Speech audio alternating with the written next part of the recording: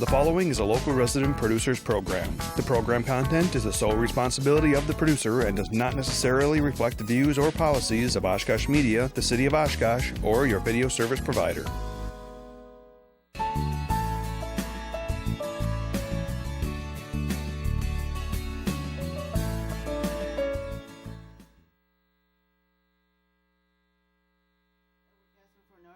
Edition of Making It Happen.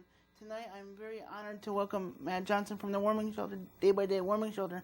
Thanks for joining me, Matt. Thank you for having me. So, what kind of inspired the Warming Shelter in Oshkosh? Like, why did they decide to have one in Oshkosh?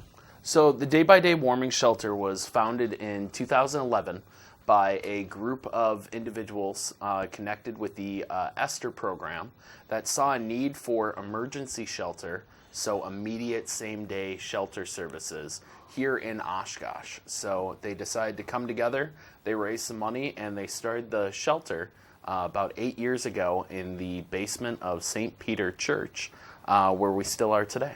What is the ESTER program?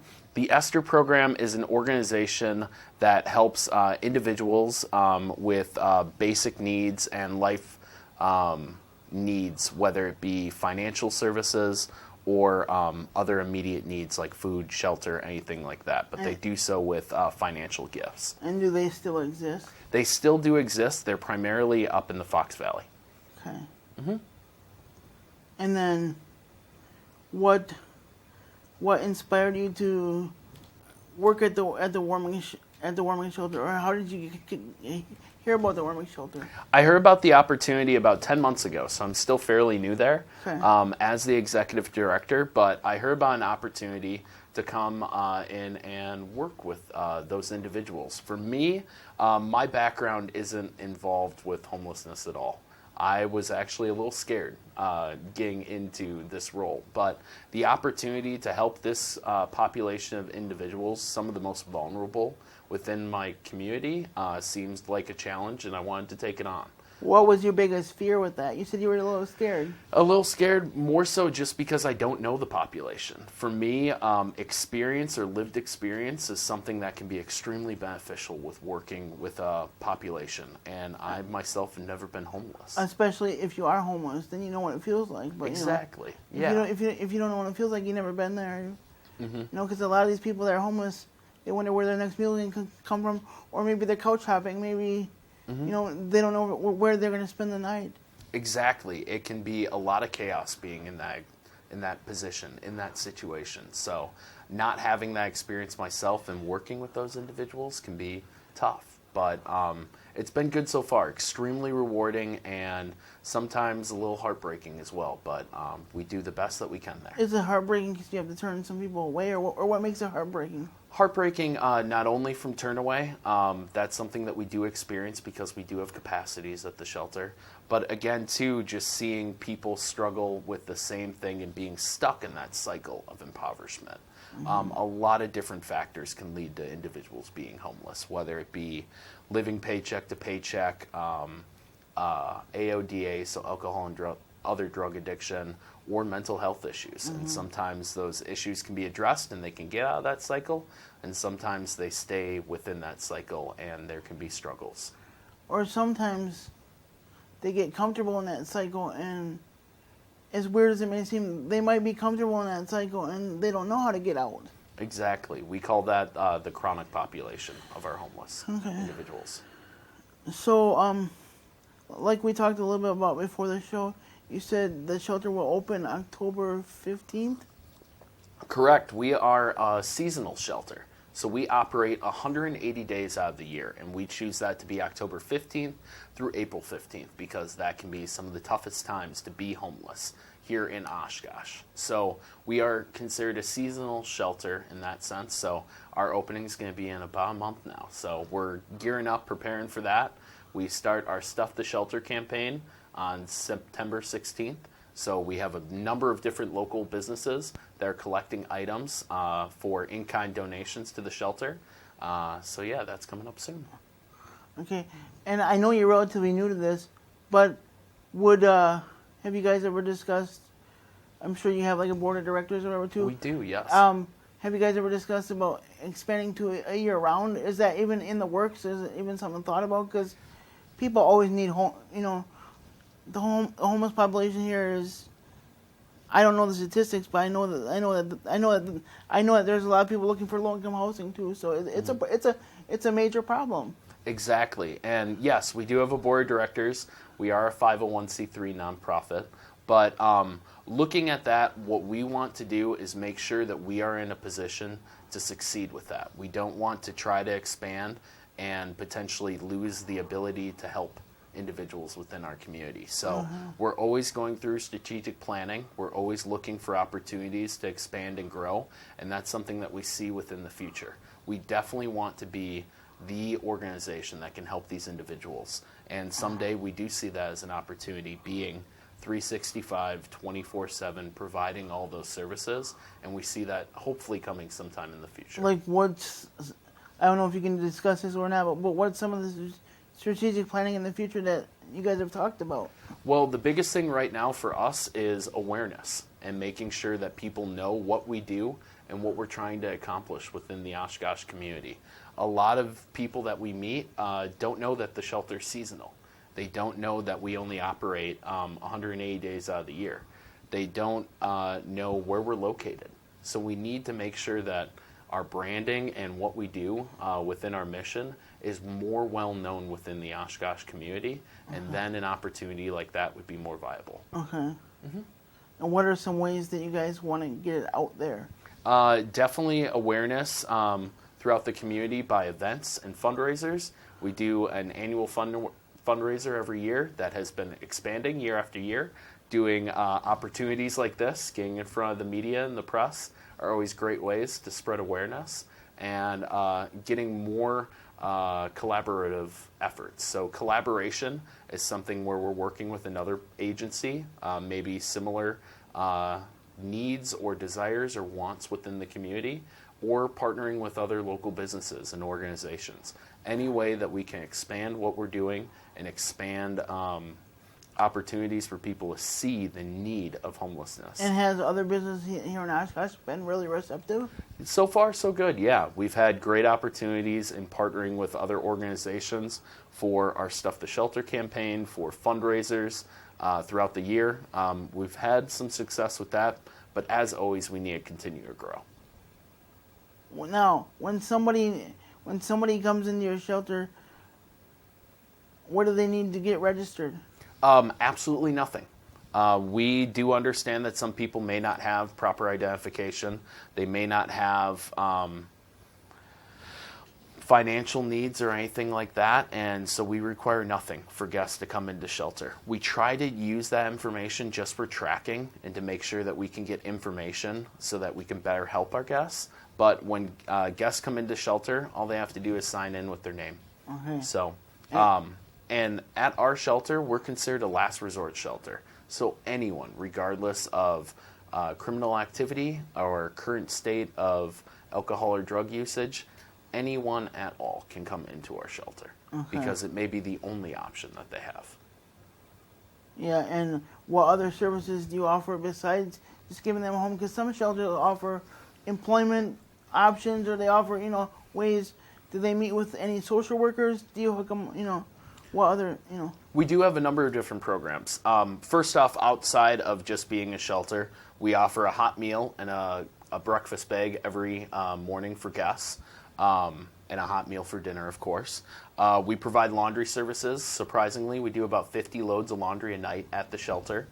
Some guests only have 1 or 2 sets of clothing, so it's important that they have the opportunity to do laundry.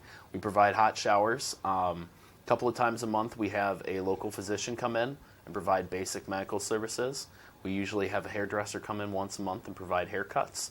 And then we try to work with other agencies to provide other social services in shelter. One of the hardest things that we see, and primarily through our resource coordination program, is that we're working with the guests and we offer up a referrals to another agency for services. The hard thing with referrals is sometimes there may not be follow-through on that. So if we can have a partnering agency in the shelter, a referral turns into a warm handoff. So there's a better opportunity for success for that guest to receive those services. So through our resource coordination program, that's our biggest program there, we're trying to have guests set goals and hopefully get out of that cycle of impoverishment. Two statistics I'm extremely proud of from our resource coordination is last year we had about 85% of our guests participate in it. There is no requirement for guests to participate. So they want to receive these services. They want to get help. That means they want to make the change. They want better. Absolutely. And how does that make you personally feel as a executive director of the warming shelter? Fantastic. I know that these individuals do not want to be in this state. No one wants to be homeless. No one wants to be struggling day in and day out to receive services, to get food, to stay warm.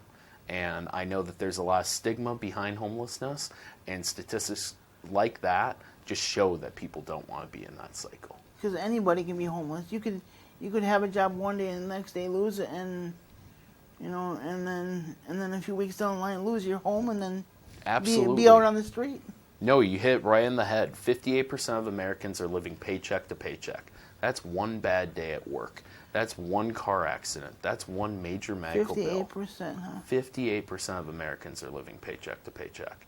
So that's one bad thing that can happen that can put that flywheel into effect and send someone on that cycle of homelessness. And you hit it on the head. Homelessness can affect anyone. We've had doctors, lawyers. Last year we had someone in the shelter that had a master's in communication. He just fell on bad luck, and a couple of bad things happened, and he found himself homeless. He found himself without the ability to seek help from friends and family. So he came to our shelter, and fortunately, that individual was a great success story for us. He was able to find housing. He took out a car loan pretty recently, so he has a car. Was he pretty excited about that? Absolutely. Any of those. Because that's a small victory that and those small victories really count because especially where he came from, because you said he had a master's. So absolutely, yeah. Those small victories are the stepping stones to get out of that cycle. And for that individual, and for a lot of our individuals through our resource coordination program, we try not to set those goals too high. Any goal is a good goal to have. Some goals of our guests are to quit smoking, or to eat healthier, or to maybe apply for a job. Not even get a job, but just apply, just to make sure that they're taking those steps. And the other cool statistic that I absolutely love is of the goals that our guests set last year, 99% of those goals had a step towards reaching it. That's huge. That's so cool. 99% had a step towards that goal. Yes. Wow. Mm-hmm. That's amazing. Yeah, and some of the bigger goals that our guests have, like housing and employment, last season in 2018, 124 of our guests found temporary or permanent housing while in shelter. That's 75% of our guests that found a home. That's great. Yeah. And of the guests that could work, I believe it was 62 guests found employment last year during the season. And that's about 48% of our guests that found employment and held it while in shelter. That just tells you that they don't want to be in the situation that they're in. Exactly. Now, what's the age range for somebody being in your shelter? It all depends. The biggest majority we see are individuals 25 to 55, but we've had individuals as young as 18 years old and as old as 72. One statistic that we saw last year was an increase of that demographic 18 to 25. And we don't know why that is yet, but we did see an increase in that category. I don't know this for sure, but it could have something to do with the economy.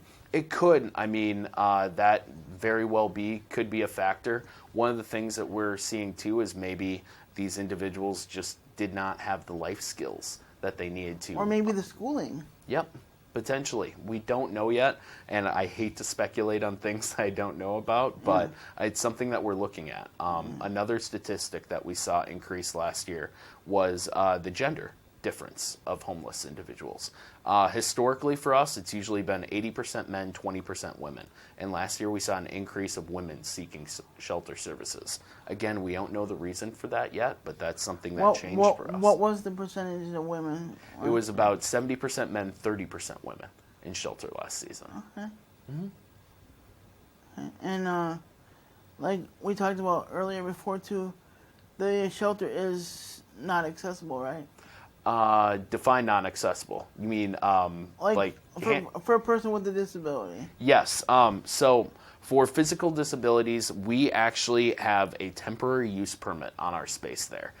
We operate out of the St. Peter's Church basement, and that space is pretty old. Being that we have a temporary use permit, we do not need to meet ADA requirements. So we don't have an elevator or ramps or anything like that. So for someone with a physical disability, unfortunately, we do not have the ability to serve those individuals. Okay. We try to offer up resources or maybe other accommodations if we know of them, but unfortunately, you have to be able to fully take care of yourself if you're going to stay at the shelter. Okay.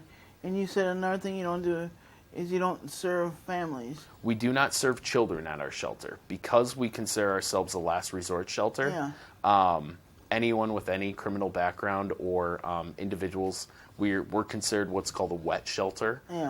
So that may not be the most savory place for a child to be staying at.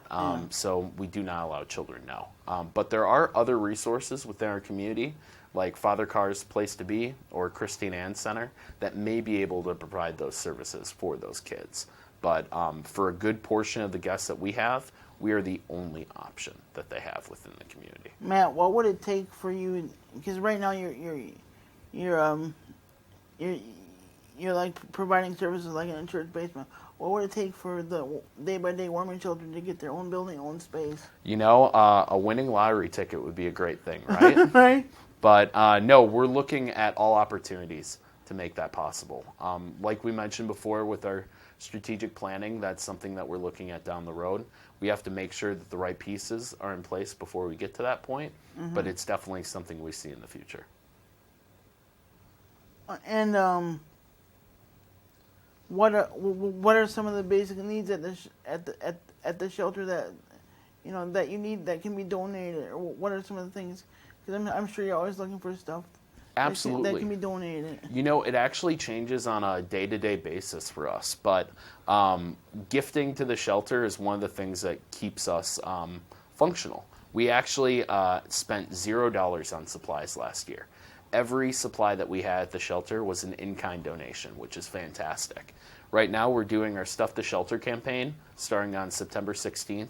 I think we have about 15 to 20 businesses within Oshkosh that are collecting supplies for the shelter, ranging from paper plates, paper towels, shampoo, conditioner, soap, combs, razors, anything that someone would need that may not have those items while in shelter, we collect throughout the year. We also collect some non-perishable food items that may go into our breakfast bags on a regular basis. But for the last 2 years, we actually haven't had to buy any supplies. We got close. That was very fortunate. We are, yeah. We almost had to buy urinal cakes last year, but someone heard about it and they gave us a year's supply. Now, do you guys have a budget for that then, like for supplies? Or? No, we actually have no budget at all because for those supplies, because we've been so fortunate with those gifts. Yeah. And where does the funding come from, the warming shelter?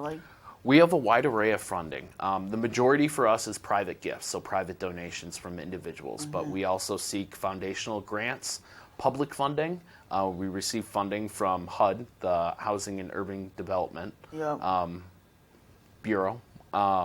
We receive corporate gifts. We do a bit of fundraising and event raising for funds, and then organizational gifts like churches and other organizations as well provide gifts to the shelter.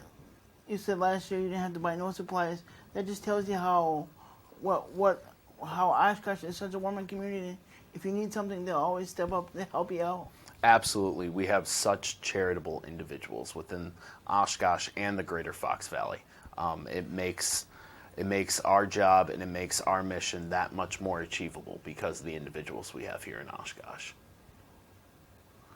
So you said the age range is from like 18 to 73? It's 18 to, we saw someone that was 72 last year, but the majority of our guests are at that 25 to 55 age range. Okay. Mm-hmm. Yeah. And do you want to share? I know you shared one success story, but do you want to share another one? Yeah, of course. Actually, another reason why I got involved in this shelter is a good friend of mine actually stayed in the shelter. I met him while he was staying in the shelter. Was it hard for him? Was it hard for you to see him in the shelter? It was, yeah. We met about 4 years ago, and he stayed in the shelter for about 3 months, staying in the shelter. And he was actually trying to get sober at that point. So he got sober at the day-by-day warming shelter, and today he's 5 years sober. He's a graduate school, he's going for his graduate degree down at the University in Milwaukee for social work. He's hoping to work with the homeless population down there. So he's done absolutely wonderful and incredible things with the opportunity that he got at the warming shelter.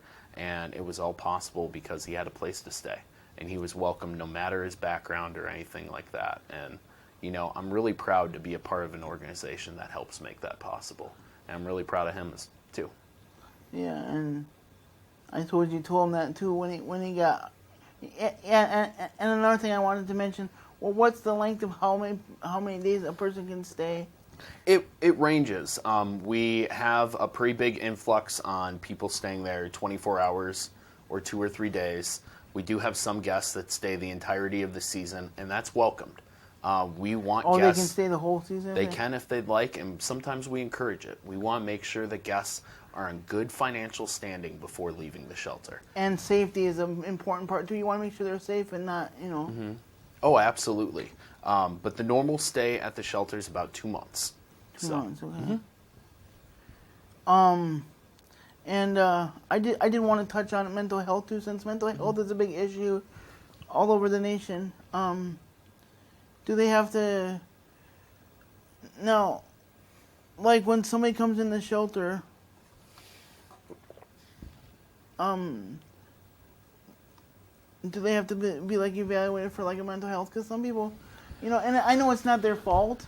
No, you know? it's not their fault at all. Mental health is a tough one. Yeah. Same with addiction when it comes to homeless individuals. And I know you want to help everybody, but Absolutely.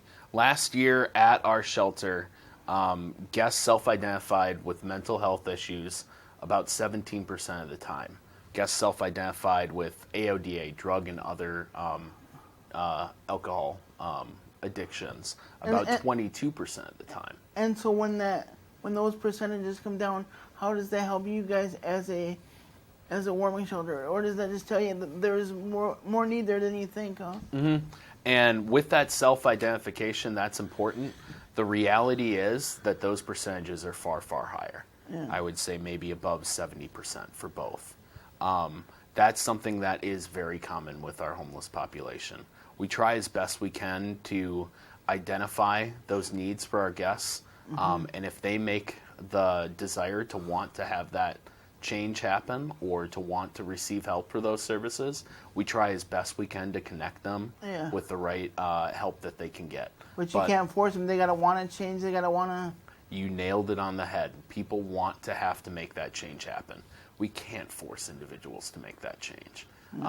When we see those circumstances, when people try to make that happen, they usually are alienated and push away.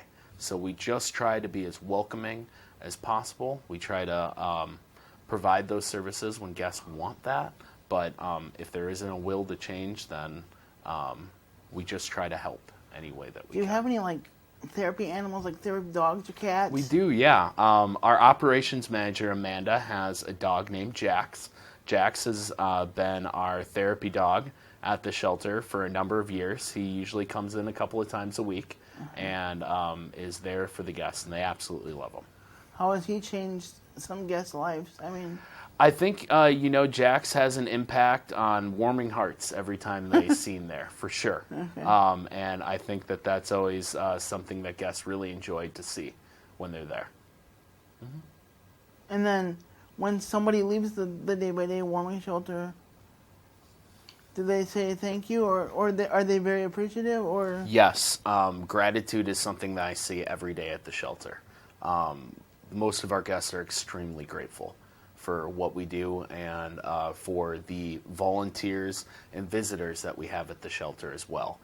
Thank you's probably heard 100 times each night. at that shelter because people are extremely happy that they have a warm meal, that they have a warm bed, that they have a roof over their head. Some things that we take for granted on a pretty regular basis are something that is a blessing. Because it's just a simple thank you, a simple smile. That's all what people need. They don't need, For sure, absolutely. So, yeah, it can be extremely rewarding for the volunteers that we have coming in. So. And how many volunteers besides you does it take to make a shelter happen? So because it's not just you. Yeah, no, we have myself and about 15 to 20 other staff members for the shelter, making sure that operates throughout a season. And then we have over 550 volunteers a year. The good majority of that make up our meal teams. So we actually don't cook any meals at the shelter. We have 180 meal teams that come in every night during the shelter and provide warm, hot meals for our guests. And the meal teams can be church groups, they can be soccer teams, basketball teams, they can be university students. It's pretty surprising the different types of groups that we get in, but that is pretty cool to see different groups every night come in and provide those meals. And then we also have what we call hospitality volunteers that assist our staff in making sure that the guests are comfortable every night. Now, like, as far as making meals, do they have to book ahead of time? Like, do you have a calendar, a schedule, or? Yes, we do, and it's one of the greatest problems that we have is that calendar books out quick. We haven't even released the calendar for meals to the public yet this year, and we have 3 left for the year. They book out that quickly from people that have done it previously. You have 3. You have 3 spots out of the 180 left. So you wouldn't know the number off the top of your head, so I can tell the viewers what the number is. So if they want to call, they can. Yes, our shelter number is 920-203-4536. That reaches our administrative office and our volunteer coordinator. So if you want to book, if you have a team that want to book a meal, you're helping out a great cause, and it won't go unnoticed because you're helping a neighbor, a friend. It could be the guy across the street. You're making that impact. So. Of course, and if you would like more information about the shelter, you can visit our website at www.warmingshelter.com. Okay, and so what did you used to do before the warming shelter? I used to run another nonprofit here in town that helps individuals with drug and alcohol addiction for a couple of years. But before that, I actually worked in the private sector. I worked in advertising for a number of years, and then I was a sales manager for a manufacturing company here in town. So how has this warming shelter made you a more humble person, made you look at life differently? Being at the shelter every day reminds me of that gratitude again.